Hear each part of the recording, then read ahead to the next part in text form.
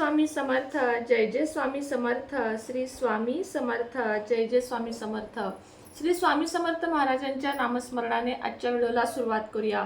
शुभ संध्याकाळ तुम्हा सगळ्यांना. कसे आहात तुम्ही सगळे? आशा व्यक्त करते स्वस्त असाल, मस्त असाल, स्वामींच्या सेवेमध्ये रममाण असाल.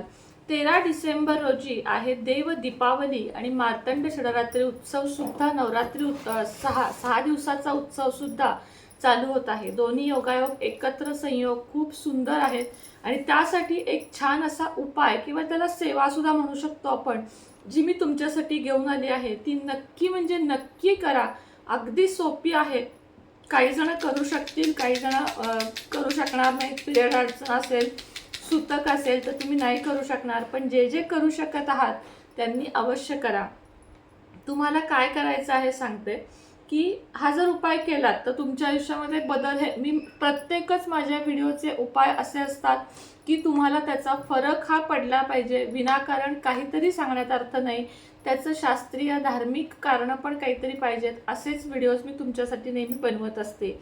पितृदोष असेल, पितृऋण असेल, स्त्री दोष असेल, स्त्री ऋण असेल, मातृऋण असेल, ग्रह खराब असतील तर तुम्हाला हा उपाय करायचा आहे. आणि इतका म्हणजे इतका तुम्हाला या उपायाचा फरक पडणार आहे की तुमचे सगळे त्रास निघून जाऊन धनसंपत्ती तुम्हाला भरपूर येईल आणि वर्षभर तुम्हाला पुन्हा धनाची कमी पडणार नाही. पूर्ण वर्ष तुम्हाला चांगले जाईल. धनप्राप्तीसाठी तुम्हाला हा उपाय विशेष करून करायचा आहे. काय करायचं आहे बघा, 7 फुलं घ्यायची आहेत. आता कोणती घेऊ शकता? पांढरी घेतली तर 7 घ्या, पिवळी घेतलीत तर 7 पिवळीच घ्या, लाल गुलाबाची घेतलीत तर लाल 7 गुलाबाचीच फुलं घ्या, झेंडूची, मोगऱ्याची, जी कोणती घ्याल ती 7 फुलं तुम्हाला एकसारखी घ्यायची आहेत. 7 फुलं तुम्हाला या ठिकाणी लागणार आहेत आणि 7 दिवे तुम्हाला या दिवशी लागणार आहेत. त्या पणत्या घ्यायच्या आहेत, ज्या आपण दिवाळीमध्ये लावतो त्या पणत्या घ्यायच्या आहेत. आधी तुम्हाला सांगते, देव दिवाळी म्हणजे अर्थातच देवांची दिवाळी असते. त्या दिवशी सकाळी लवकर उठून स्नान करून लक्ष्मीची आराधना करून चौखटीवर पाणी म्हणजे आपल्या उंबऱ्यावर पाणी टाकून स्वच्छ सडा रांगोळी सगळं काही करून त्यानंतर तुम्हाला हळदीचे लेपन करायचे आहे. आपण जसे स्वतः अभ्यंग स्नान करतो तसं आपल्या स्वामींना, आपल्या इतर देवांना या दिवशी उटणं लावून तुम्हाला अभ्यंग स्नान घालायचं आहे. अभ्यंग स्नान घालून झाल्यानंतर पंचामृताने किंवा उठण्याने तुम्हाला जे तुमच्याकडे असेल त्यानं तुम्ही अभ्यंग स्नान घाला. फुलं वाहा, धूप दीप आरती करा. तुम्ही देवांपुढे या दिवशी तुम्हाला संध्याकाळच्या वेळेत जितके जमतील तेवढे दिवे लावून, देव दिवाळी आहे, घर दार दोन्हीही प्रज्वलित करा. सुंदर अशा लोबांचा धूप लावा. घरातलं वातावरण प्रसन्न करा. घरामध्ये अखंड श्री स्वामी समर्थांचा किंवा तुम्हाला जे कोणते आवडतात देव, जे कुठले गुरु आवडतात त्यांचं नामस्मरण अख्खा दिवस लावा. कारण देव दिवाळी आहे, देवांचा दिवस आहे. तसं तर रोजच असं वातावरण घरातलं असलेलं चांगलं, पण या दिवशी जर केलं तर ते जास्त चांगलं होईल. म्हणून तुम्ही सांगितल्याप्रमाणे या दिवशी तुम्हाला हे सगळं काही देवपूजेचं जे आहे ते करायचं आहे. देव्हारा स्वच्छ करायचा आहे. देव जिथं आपण ठेवतो ती जागा स्वच्छ करायची आहे. त्या जागेवर गोमूत्र शिंपडून घ्यायचे आहे. देवांवर कधीही गोमूत्र तुम्हाला शिंपडायचं नाहीये, हे लक्षात घ्या. देवाच्या आजूबाजूला, देवाच्या जमिनीवर तुम्ही ते शिंपडू शकता.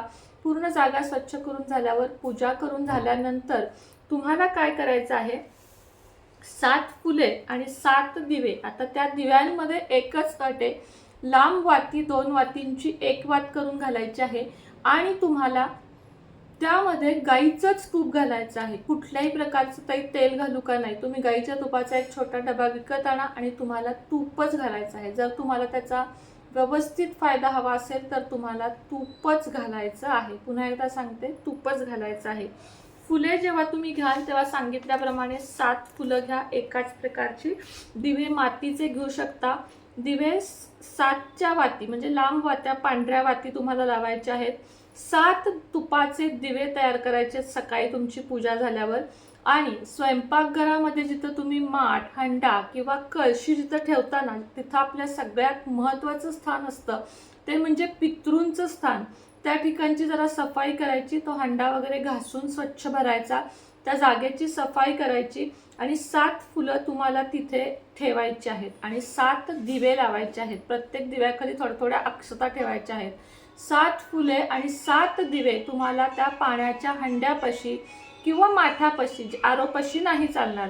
हंडा, कळशी किंवा माठ या तिन्हीतलं किंवा पिंप पाण्याचा जे काही तुम्ही भरून ठेवता, भरून पाणी ठेवणं लक्षात घ्या. तुम्हाला ह्याच्यातनं मी अजून एक टीप देते की जरी तुमच्याकडे आरो असेल तरी आरोचं डायरेक्ट पाणी प्यायचं नाही. एक हंडा, कळशी घरात भरून ठेवणं म्हणजे समृद्धीचं लक्षण मानलं जातं. म्हणून नेहमी हंडा किंवा कळशी ही भरून ठेवायची. दिव्यांची पूजा करायची, प्रज्वलित केलेल्या दिव्यांची पूजा करायची. तिळक, अक्षता म्हणजे कुंकवाचा किंवा चंदनाचा तिळक, अक्षता, फुलं असं तुम्हाला बघून घ्यायचं आहे. दिवे शांत होईपर्यंत तुम्ही तुमचं काम करू शकता. मग दिवे लावून ठेवा, 7 फुलं तिथं ठेवा आणि तुम्ही तुमचं काम करू शकता.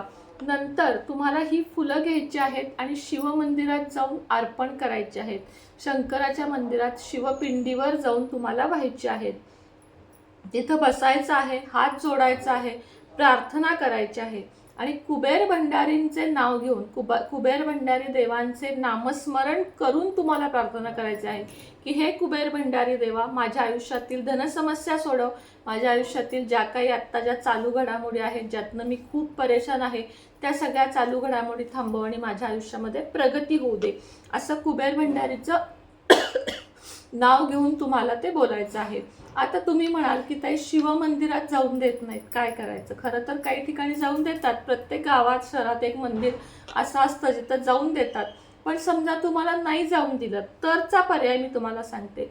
बेलाच्या झाडाखाली ठेवू शकता, पिंपळाच्या झाडाखाली ठेवू शकता, आवळ्याच्या झाडीखाली ठेवू शकता किंवा मग नदीमध्ये तुम्ही ही फुले सोडू शकता. ही 7 फुले कुठल्या कुठल्या ठिकाणी सांगितली. सगळ्यात पहिला प्रयत्न महादेवाच्या देवळापाशी, दुसरं बेलाच्या झाडाखाली, तिसरं पिंपळाच्या झाडाखाली, आवळा किंवा पवित्र नदी. लक्ष्मी प्राप्तीसाठी कुबेर भंडारींचे स्मरण करायचं. धनाची कधीही आम्हाला कमी पडू नये ही प्रार्थना करायची. जिथे तुम्ही फुलं ठेवणार आहात, पिंडीवर ठेवा, बेलाखाली ठेवा, नदीत सोडा. तिथून तुम्हाला सोडल्यावर, तर नदीत सोडताना एक फूल त्यातनं घ्यायचं आहे, झाडाखाली सोडताना एक फूल त्यातनं तुम्हाला घ्यायचं आहे. कोणतंही हाताला येईल ते फूल तुम्हाला घ्यायचं आहे. पिंडीवर वाहिलं तरीही पिंडीवरून एक फूल तुम्हाला कुबेर भंडारींचे नाव घेऊन घरी घ्यायचं आहे. हा उपाय जो आहे तो प्रदीप मिश्राजींचा आहे, तो कधीही फेल जाणार नाही. माझा स्वतःचा त्यांच्यावर खूप जास्त विश्वास आहे आणि तुम्हीही ठेवतच असाल. आणि या लक्ष्मी, हे जे फूल आहे ते लक्ष्मी प्राप्तीचा आशीर्वाद समजून आपल्या देवघरात ते ठेवायचं आहे. आता तुम्ही म्हणाल ते देवघरात कसं ठेवू, तर तुम्ही एखादी स्टीलची छोटीशी डबी करा, स्टीलचीच करा, स्टीलची डबी करा आणि त्यात हे फूल ठेवा आणि त्याची दररोज पूजा करा. तिजोरीत ठेवलं तरी चालेल, पण देवघरात ठेवलं तर जास्त परिणाम तुम्हाला त्याचे दिसून येतील. देवघरात डबीत घालून तुम्ही हे फूल ठेवू शकता आणि त्याची दररोज डबीलाच जरी वरून हळदी कुंकू वाहिलं, कोरडं हळदी कुंकू धूपदीप तरी चालेल. बघा, तुम्हाला पुढच्या वर्षीपर्यंत हे ठेवा, पुढच्या वर्षी हे फूल विसर्जन करा किंवा हे तुम्हाला जास्त लाभलं असेल तर हेही ठेवा आणि दुसरंही ठेवा. असा पुढच्या देवदिवाळीला पण हाच उपाय तुम्ही रिपीट करू शकता. अतिशय सुंदर असा साधा असा उपाय आहे जो तुमच्या आयुष्यात नक्कीच बरकत आणेल आणि नक्कीच तुमच्या आयुष्यात प्रगती येईल. तुमच्या आयुष्यात धन, लक्ष्मी सगळं काही भरभरून येऊ दे हीच लक्ष्मीचरणी प्रार्थना करते आणि आजचा व्हिडिओ इथंच थांबवते. पुन्हा भेटेन नवीन व्हिडिओसोबत, नवीन विषयासोबत. तोपर्यंत तुम्हा सर्वांना श्री स्वामी समर्थ.